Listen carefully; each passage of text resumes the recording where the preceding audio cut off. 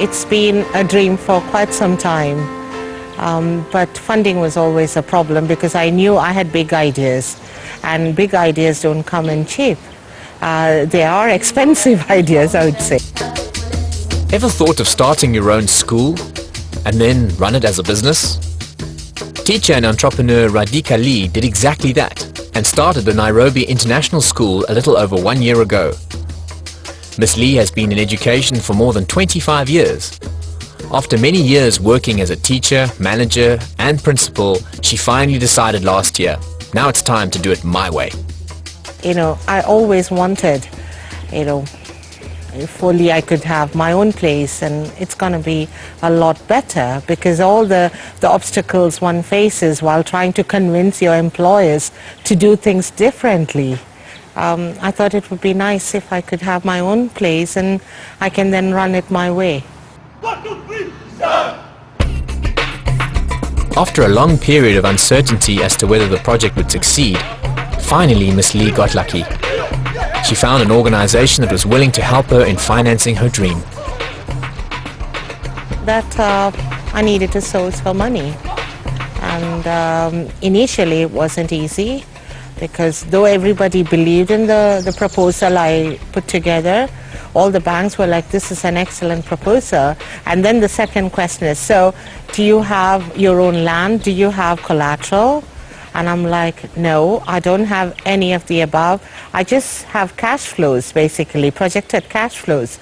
And I know it's going to work. I know for sure this thing has to work. But, banks look at what you have. If there's no collateral, then they're not interested. The financing for the Nairobi International School came from GroFin, an investment organization that is a little different to a normal bank. At GroFin, we specialize in providing finance and business development to SME businesses that are small and medium enterprise businesses. What we look for is viable businesses, and we look for entrepreneurs who are committed to their businesses and who are believing in their business but have got challenges in getting finance from the traditional sources of finance, such as banks, and their main challenges being that they lack adequate collateral and track record. So we look at the businesses and see the viability in them, and we invest in them. And in addition to investment, we believe that businesses need this more than money to succeed and to grow their businesses. So our business development services involves us working with the entrepreneurs to enhance their management skill. The values of leisure, just put it down. Our main focus is the viability of the business. Is there a good business case? And the entrepreneur, is this entrepreneur committed? Do they have the adequate skills to run this business? Do they have a passion and a drive to really run and grow this business? So that's what we look for, viability and committed entrepreneurs. This is our art studio, and kids get to do work here, and even the balcony. It's really a wonderful place.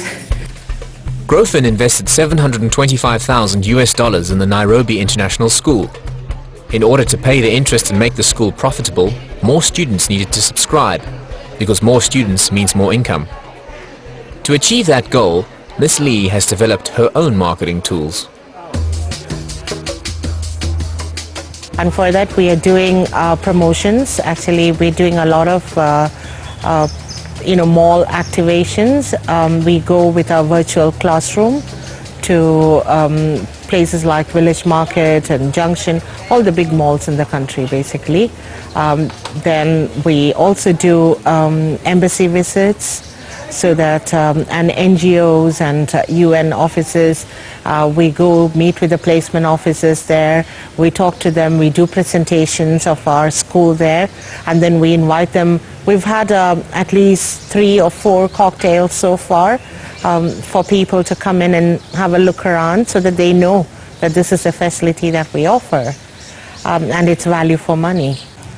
Okay, this is a new block that's come up for the labs and home science room, labs, and a few more classrooms, because I know in the next couple of months more kids are going to come and we needed to accommodate them. So Yeah, our middle school kids pay around $2,000, and the higher secondary pays about $2,500.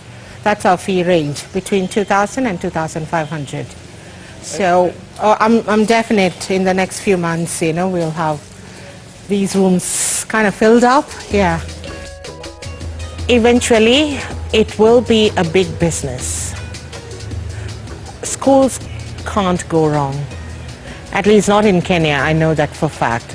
Because no parent wants their children to stay at home. Whether we have inflation, high inflation every year, or the recession has hit the whole world right now, but kids are still in school. And parents will always do whatever they have to, because Kenyans, I know, believe in educating their children. That is priority, and definitely kids will come to school. And they're not going to keep them at home, no matter what.